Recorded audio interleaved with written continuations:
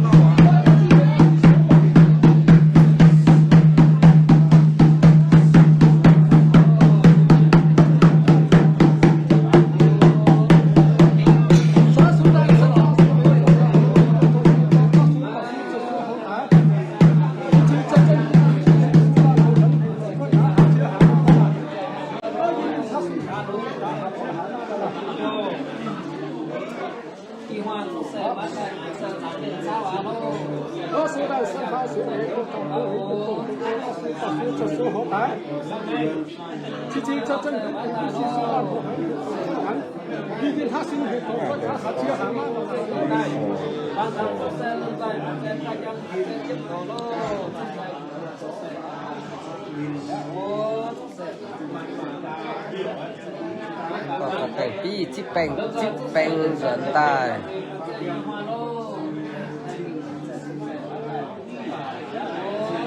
ก็สุดยอดแซ่กันมาถ่ายก็เลยยังนี่ตัวนี้ก็แท้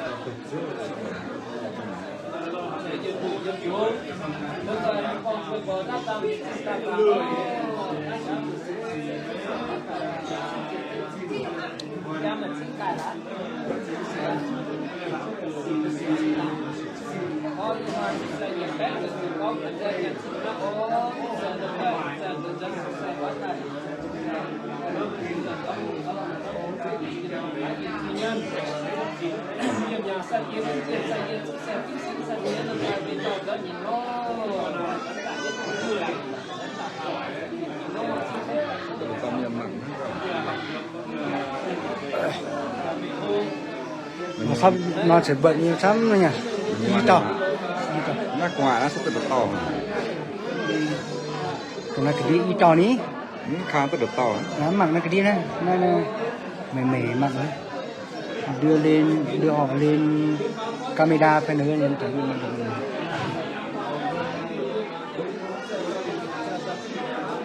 Rồi phát là bình luận đánh nhau hết. Chẳng có gì.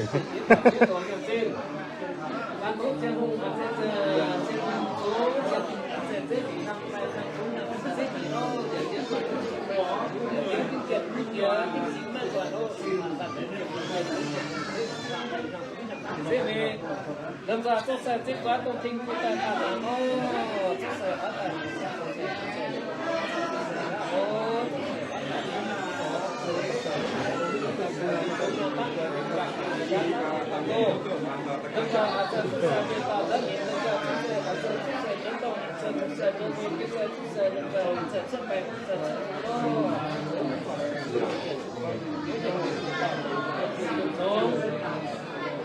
về tàu ra miền Long ra tìm kiếm tôi sẽ bắt tay cả trước sẽ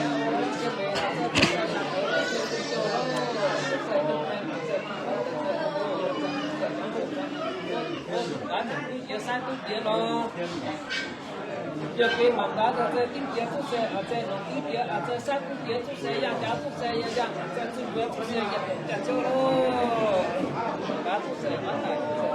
về hết cái kia rồi để quyết định như là cái này là không thẳng cả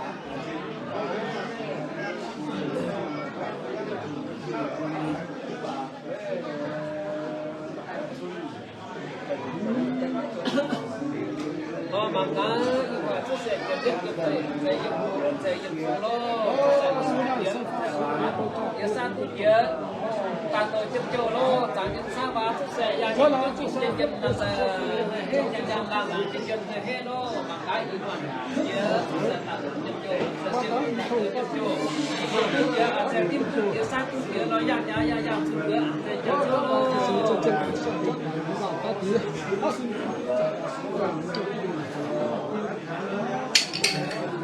cá nông tu chia thì nó giảm nhận sự kiến cho chẳng làm cái chuyện này hết lo mà cá xuất sản chia sát tu chia giảm giá tu với cả chúng ta mà cá nông tu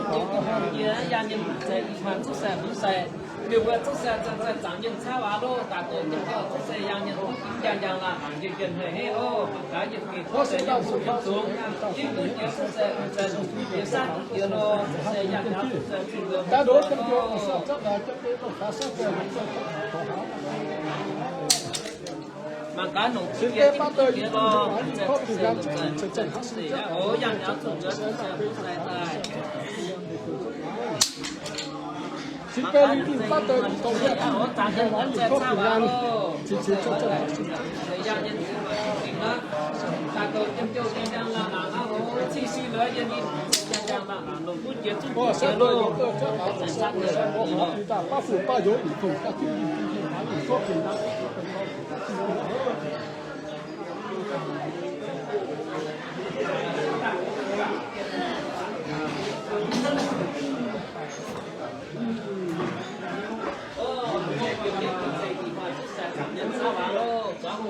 cho chú tiếp theo giờ được rồi thành phố mà chú sẽ bắt tay nhận việc rồi sẽ bắt chú sẽ bắt tay nhận việc chính chẳng làm chuyện chuyện này hết mà cái yếm hu yếm xuống nó giả sử chính mà cái nó cũng biết xác kia nó nhận cho chú sẽ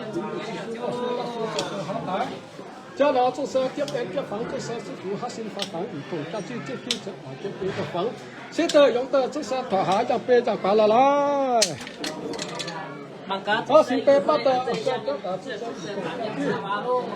我只这种这种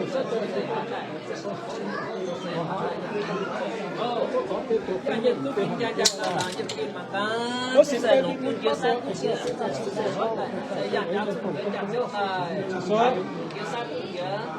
叫他做啥子？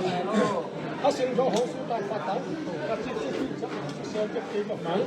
现在用的这拿出生的非常好的那么要做草坪都给你给了来，现在用的一级不好，要这一级还完一个平了，这不能，那是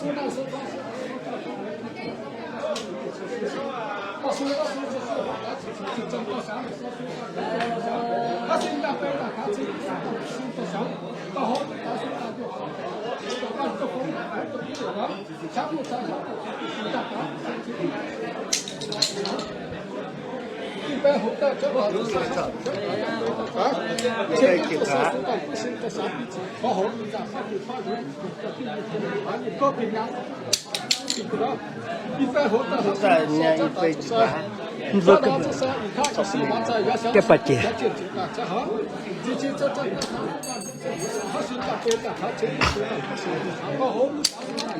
chẳng hạn coi rằng cái rằng các chi phí số ta chấp hành các chi phí bản của xe cho lỗ bằng trắng của xe chắc của chiếc xe các bạn số đàn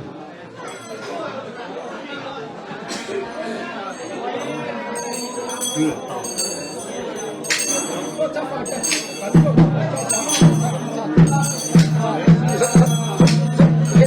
Để có vẻ này nó. hả Chưa. có chiêu à Cho này, cái này là chiên cái này chưa.